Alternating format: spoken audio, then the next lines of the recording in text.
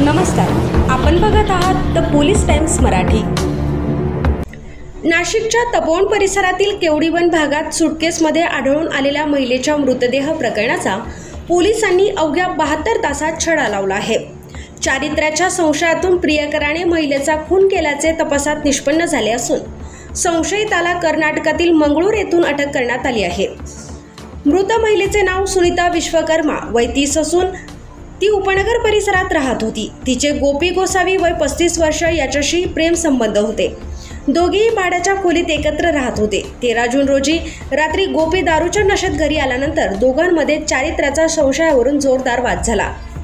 वादाचे रूपांतर हिंसक प्रकारात होताच गोपीने कपड्याने तोंड दाबून सुनीताचा खून केला। त्यानंतर पुरावा नष्ट करण्याच्या उद्देशाने मृतदेह सुटकेसमध्ये कोंबून तपोवनातील केवडीवन परिसरात फेकून दिला।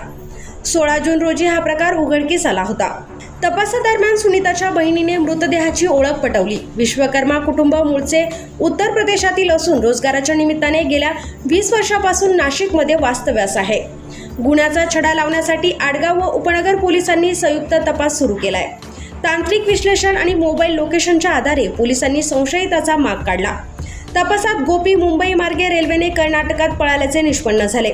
वरिष्ठ पोलीस निरीक्षक संजय पिसे यांच्या मार्गदर्शनाखाली पथकाने मंगळूर येथे जाऊन स्थानिक पोलिसांच्या मदतीने सापळा रचला आणि गुरुवारी 18 जून रोजी गोपी गोसावी याला ताब्यात घेतले।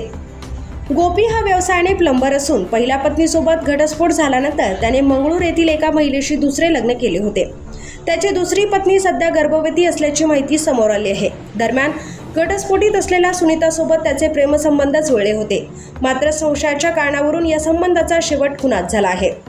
अवघ्या 72 तासात गुन्ह्याचा छडा लावून आरोपीला अटक केल्याबद्दल नाशिक पोलिसांच्या कामगिरीचे सर्वत्र कौतुक होत आहे।